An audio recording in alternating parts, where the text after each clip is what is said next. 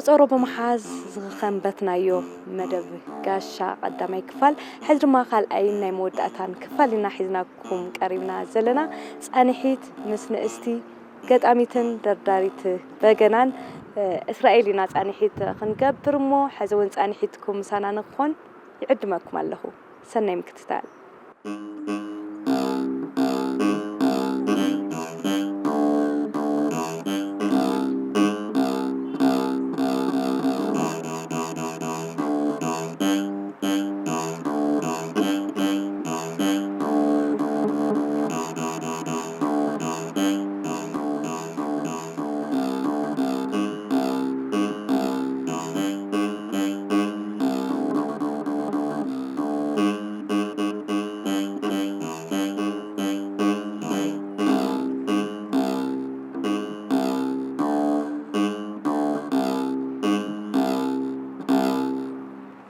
እሺ እስራኤል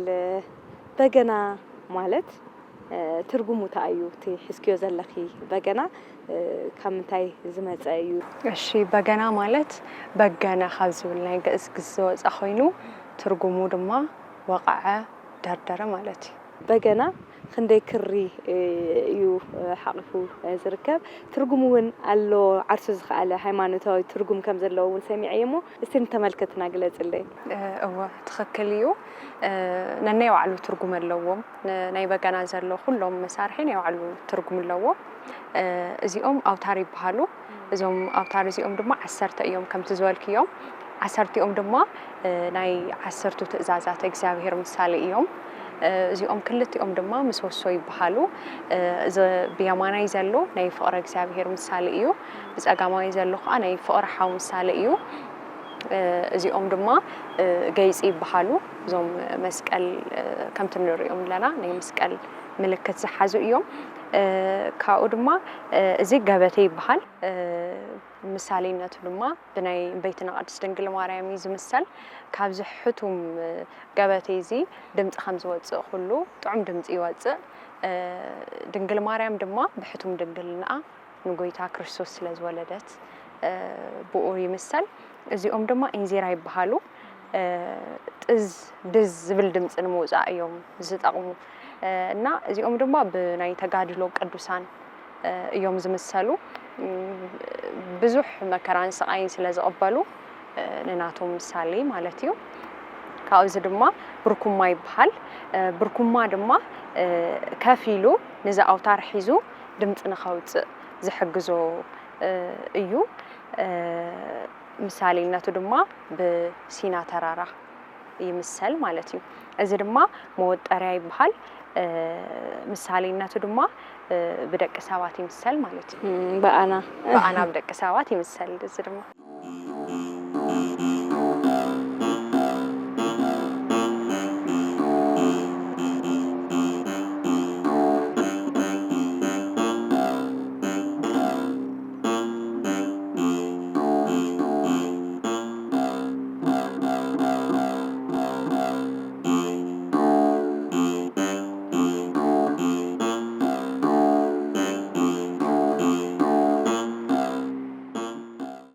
عسرت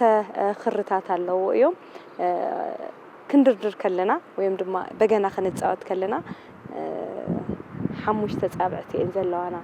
ክልቲኡ ድዩ ስለዚ ጽወዲ ወይስ በሓሙሽተ ጥራሒና ንጻወት ኩለን ክርታት ከኽንካ ኣለዎ እንዶ ወሕድታ እዩ ክንድርድር ከለና ከምት ዝረኣኽኒ ሓሙሽተ እየን ሓሙሽተ ዛ ቀዳመይቲ ኢደይ ኣብ መጀመርያ ዛ ካልአይቲ ኣብ ራውዓይ ሳልሳይ ኣብ ሻድሻይ ራውዒቲ ኢደይ ድማ ኣብ ሻምናይ ሓምሸይቲ ድማ ኣብ ዓስራይ ሒዝና ኢና ነደርድር መዝሙር ክንዝምር ከለና ካብኡ ብዝዘለለውን ዝቃንያውን እዚአን እየን ካብኡ ብዝዘለለ ግን ከምቲ ዝበልክዩ 10ቲኡ ተቃኒ ድማ ድህንፃ ብዝበሃል መዝሙር ይዝመር እዩ ናይ ቆርበት ካብ ቆርበት ዝስራሕ ድህንፃ ዝበሃል ከምዚ እናገበርካ 10ቲኡ ቃኒኻ መዝሙሩን ይዝመር እዩ 10ቲኡ ተቃኒ ማለት 10ቲኡ ክንጥቀም ከለና ድህንፃ እዩ ዝበሃል እወ ብድህንፃ ይዝመር وناي كاب قرط سرح مسارح له مهرميت مهرم له موقع له بوجرنا ዓሰርቲኡ ቃኒናውን ንዝመሪና ማለት እዩ نعوتهم أوتار أسلفة بحدوش كني بجناي كانية كسوة الكام ما بابن بعسنية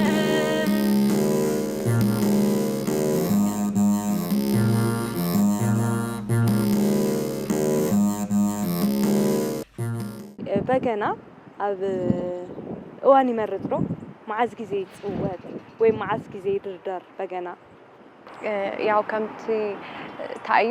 በገና ማለት ንእግዚአብሔር አምላኽ ነመስግነሉ መሳርሒ እዩ ስለዚ ካብ ዓመት ናብ ዓመት በገና ምጥቃም ንኽእል ኢና ብሰፊሑ ግን ብኣውራ ኣብ ጾም ጊዜ ድማ ይዝውተር ምክንያቱ ጾም ማለት ናብ እግዚአብሔር ንቐርበሉ ሓደ መሳርሒ ስለዝኾነ ኣብኡ ከሉ ድማ በገና እውን ምስ እግዚአብሔር ንሕልፈሉ ጊዜ بتمسطنا أملاخ نخبصحنا مبزحتو ጊዜ ኣብ ጾም ጊዜ እውን ይዝውተር እዩ ማለት እሺ በገና ብልምድ ድዩ ወይስ ብትምህርቲ ኢኺ ምድርዳር ለሚድኪ ኣነ ኣብ ብትምህርቲ እዩ ኣብ ከምቲ ዝበልኩ ኣብ ከተማ ዓዲግራት እየ ተወሊደ ዓብየ ኣብኡ ድማ መምህር ክብሮም ዝበሃሉ ናይ ኣሮድዮን ዝበሃል ናይ በገናን ካልኦት መሳርሕን ትምህርቲ ኣሎ ኣብኡ እየተማሂረ እና ብትምህርቲ ካብኡ ግን መሳርሒታት መብዛሕትኡ ጊዜ ትምህርቲ ኣንፈት እዮም ዝህቡ እምበር ኩሉ ጊዜ ዓቕምኻ ወይ ስኪልካ እናዳበርካሎም ትኸደሉ ዓይነት እዩ እና ተማሂረ ወዲእ ትብሎ እውን ኣይኮነን ገና እወ እና ኣነ እውን ከም ብግለይ ገና ጀማሪት እምበር እስካዕ ናብዚ ደረጃ ዝበፅሐ ዓቕሚ ኣለኒ ዝብሎ የብለይ ኦሬዲ ተማሂርክዮ ትሞያው ሒዝክዮ እንድኺ ኣነ እውን ክብለኪ እናበልኩ እየ በገና ባዕልካ ትዕብዮ እዩ ብልምዲ ኣብ ዝለዓለ ብርኪ ንኽትበፅሒ ብኡ ልክዕ ድማ ካብ በገና እንድሕርሒኪ ክርሳዕ ዝኽኣል ድዩ ይርሳዕ ዶ ይኸውን ካብ ካልኦት ነገራት ማለት ካብ ካልኦት ነገራት ብባህሪኡ መሳርሒ ሓደ ጊዜ ትሒዝካዮ ናይ ምጥፋእ ዓቕሙ ዝተሓተ እዩ ዓቕምኻ ግን ናትሓቶ ክኸይድ ይኽእል ሓደ ነገራት ናረሳዕኻ ክትከይድ ትኽእል ኢኻ እቶም ቀንዲ ዝኾኑ ነገራት ግን ካብ እምሮኻ ይድ ኦኬ እስቲ ንተመልከትና ሓንቲ መዝሙር ደርድርልና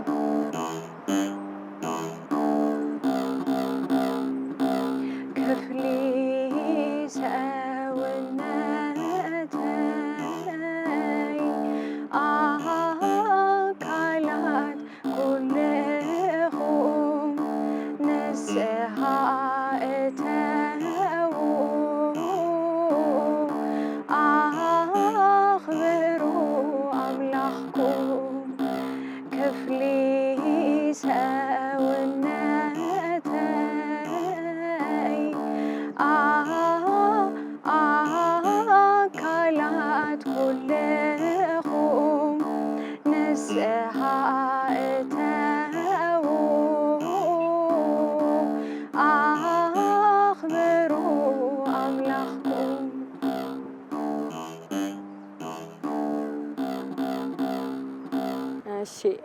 በገና ንምምሃር እንታይ ይኸብድ او خبد ትብልዮ ኣብቲ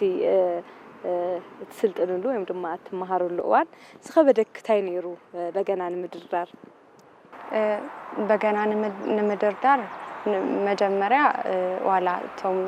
ኣእዳውና ጻውዕትና ንምፍትሕ ተሓውን እሽተን ግዜ ወስዱ እዮም ካብኡ ብዝዘለለ ግን እቶም ድምጽታት ቅኝታት ንምፍላይ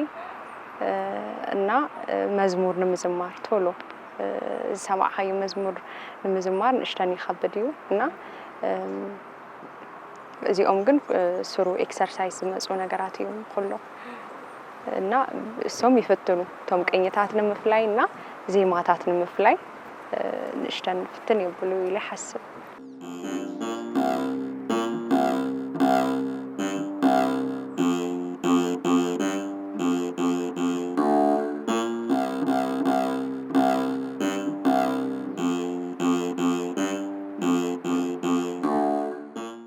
በገና ምስ ካልእ መሳርሒ ተሓንፊጹ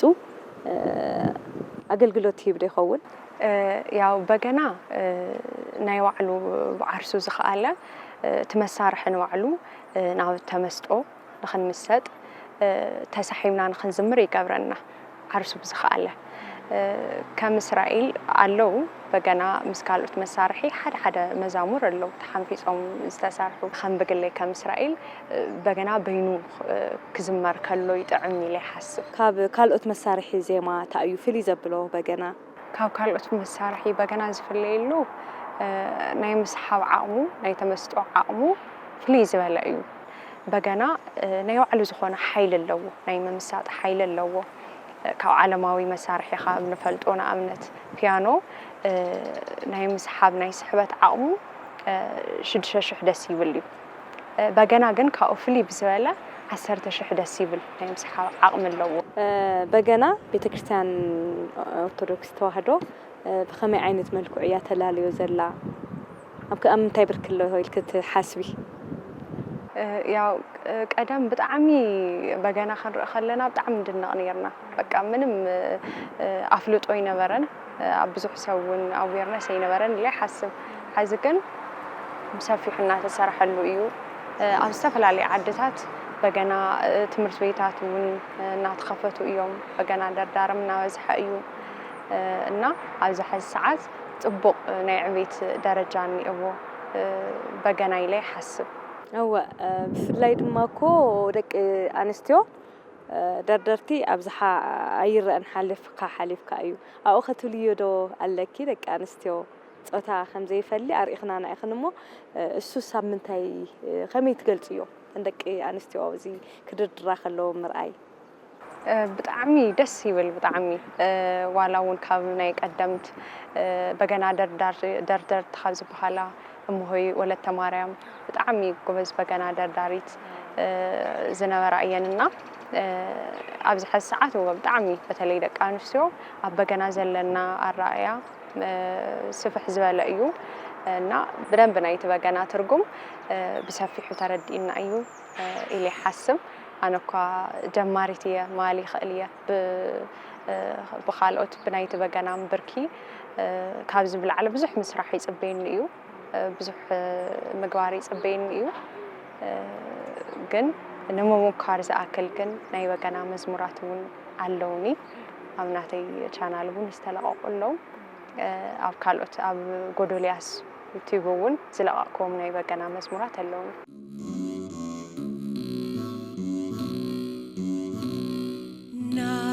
بهدى كاهنات أفدق دمبه نموتو زقويا أقار تدفئ حاتبه بزفترهم فترات تتاحسو تأسره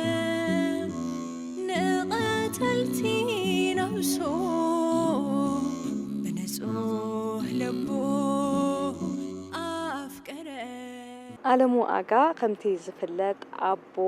በገና ኢትዮጵያ ካብ ንብሎም ሓደ እዮም እሞ ከመይ ክትገልጽዮም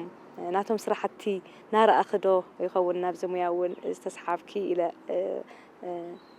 ገሚተ እሞ ብኸመይ ክትገልጽዮም ኣለሙ ኣጋ ነባር ህቡብ ብጣዕሚ ኣብ በገና ፍሉይ ዝኾነ ኣስተዋፅኦ ዝገበሩ ኣቦ እዮም ብናቶም መዝሙር እውን ኢና ትምህርቲ ክንመሃር ከለና ብናቶም መዝሙር ኢና ንላመድ ነርና በተለይ ኣብ ናይ ሰላምታ ቅኝት አባታችን ወይ ድማ ኣብ ሰማይ ትነብር አቦና ዝብል ጸሎት በበገና ዘሚሮሞ እዮምና ብናቶም መዝሙሪና ትምህርቲ ተማሂርናና ብጣዕሚ ዓብይ ፍሉይ ዝኾነ ኣኽብሮት ለኒ አጋጣሚ ኣብዚ ኣብ አዲስ አበባ ውን ረኺበዮም ነይረና ብጣዕሚ ፍሉይን ነባር ካብ ዝበሃሉ ደርደርቲ በገና እዮም ናቶም ዓሰር ተኸትልና እግዚአብሔር አምላኽ ናቶም ጸጋን ጥበብን ክበና ንሕና ውን ድሌትና እዩና ኣለሙ ኣጋ ብጣዕሚ ዘድንቆም በገና ደርዳር እዮም ታምርሽቶም ሲበላ የብርሃን ዘውድ የብርሃን አክሊል ደፍተሽ ድረሽልን በሰረገላ ሆነሽ ይሸሻሉ አጋንንት አንቺን ሲያዩሽ ስታገለግል በቤተ መቅደስ ስትሰራ ነው ጫሏት ሊቃውንት መክረው በሴራ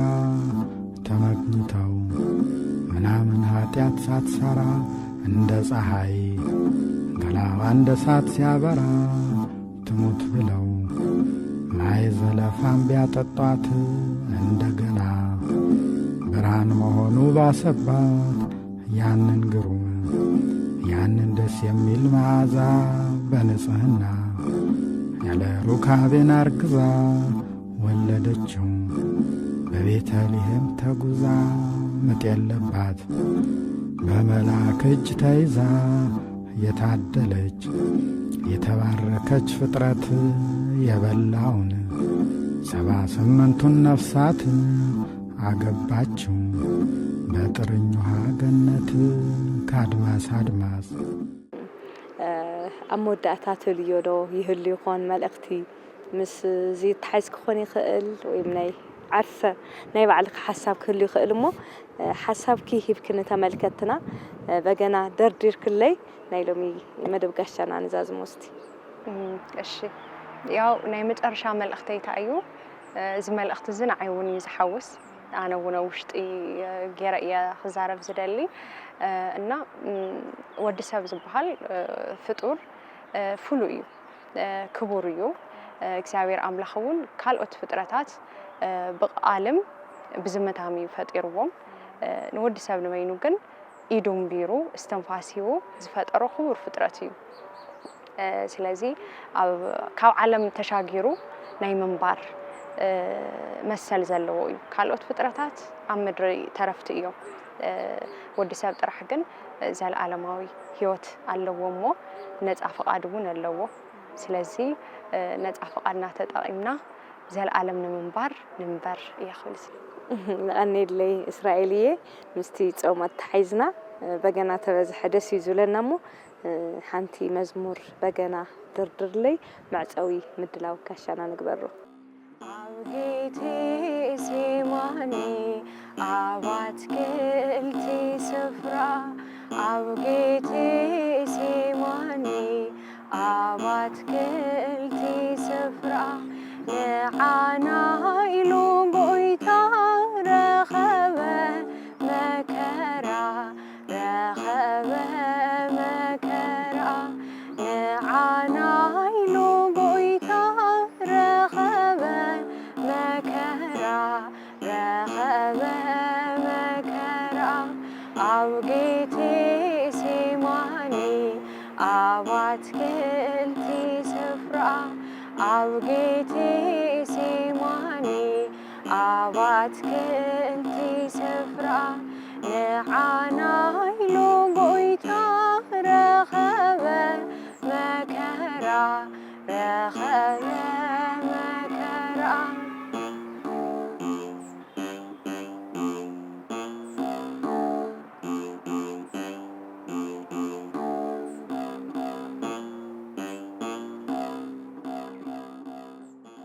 خبركم تملكتنا خلقنا مودة مدب قاشانا ازيو زمسل نيرو ابقصالي بخالقوت كساع نراخب جنا أبزينا خنزازمو سفان جور مريم حبيركم أنيحة بمداي كاميرا مسارحتي أنتنا أدنون حبير نتأنيحو نقول لغاتكم سنة كنيات